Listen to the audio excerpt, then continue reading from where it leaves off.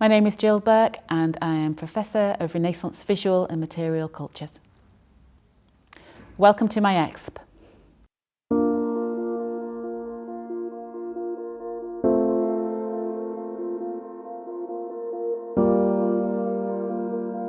The history of cosmetics has often been told as a series of eccentric things that women did really for vanity. So you'll often get big, long, extended histories of cosmetics that will start in ancient Egypt and end with, say, industrialization or end with the present day. And they'll really go from one unusual cosmetic recipe that might use strange ingredients or unpalatable ingredients to another. And what they won't often take into consideration is why people might want to use these ingredients. What are the stakes, and how does that fit in with a broader culture of understanding of femininity and beauty?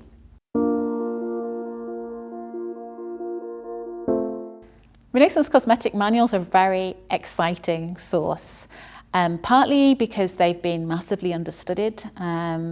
I'm just working now on Renaissance cosmetic manuals as a genre, and also because there's an awful lot of material. So there's many manuscript sources from the 15th through to the 17th century where cosmetic recipes are written down. Sometimes cosmetic recipes form part of wider books of recipes that might be also for cooking, for example, or for medicines. And there's also many printed books. Cosmetics forms an important part of what were known as books of secrets. And books of secrets are recipes for all sorts of household medicine, cleansing products, hygiene products, and so on. And cosmetics often formed part of that.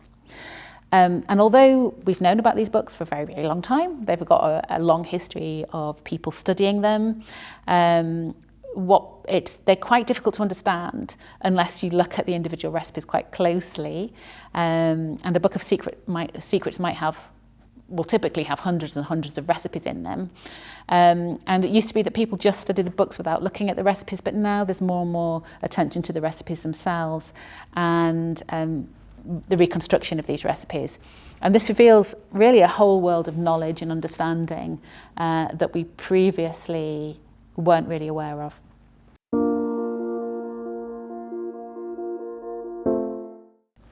One of the interesting things about these books of recipes is where cosmetics appears. So sometimes you get handbooks that are designed for women that just have cosmetics in them, but cosmetic recipes in them, but also where cosmetics end and medicine starts is really difficult to know. So a lot of medicine, for example, for getting rid of parasites like scabies, also has a cosmetic effect. Or medicine that treats rashes, for example, has a cosmetic effect.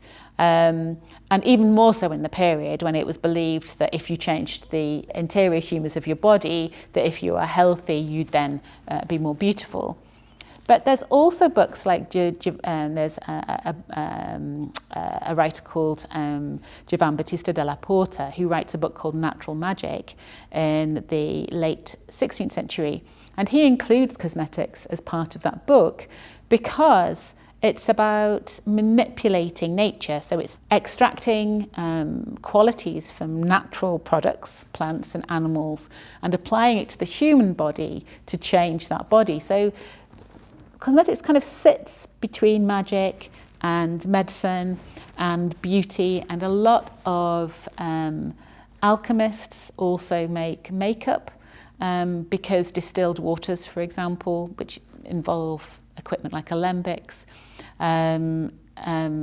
were very commonly used in cosmetics. So I can give you an example of a recipe that was surprising when we actually reconstructed it.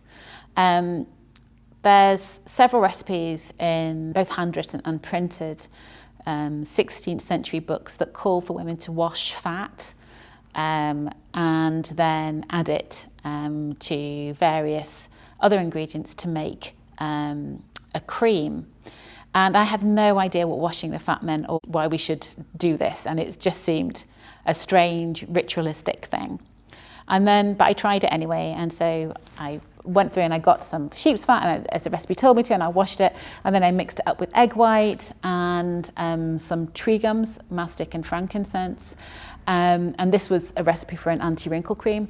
And when we actually made the cream, it was astonishing because what it made was this fluffy cream that felt very much like a moisturising cream you might get at the supermarket today. And washing the fat incorporated some water, and with the addition of the egg, that allowed it to emulsify. And so instead of getting a fatty, greasy sensation on your skin, you got this kind of full cream that sank into the skin. And the tree gums made it smell pleasant as well as adding antibacterial properties. So what we found out by reconstructing that, for example, was that it was probably commonplace for women in the domestic kitchen to be able to make moisturiser in the 16th century. And if we hadn't have made that recipe, and if we hadn't have studied these, we wouldn't have known about this kind of quite impressive knowledge that women had in the past that is now, since industrialisation, in a lot of Western countries has been all but lost.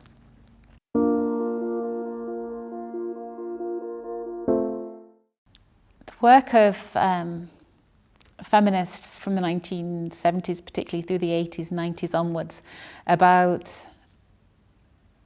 beauty cultures and its effect on women's understanding of themselves and their own bodies has been obviously massively important to my work.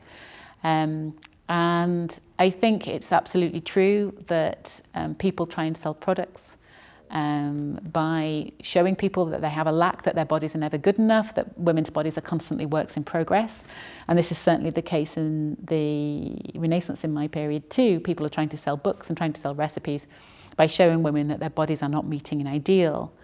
But there's a flip side to that as well, and the flip side is the fact that there is creativity and knowledge and companionship in beauty culture as well as this oppressive side, and that for many women it can be fun, it can be funny, it can be humorous, and women can be aware both of being exploited but also of finding great pleasure in beautification.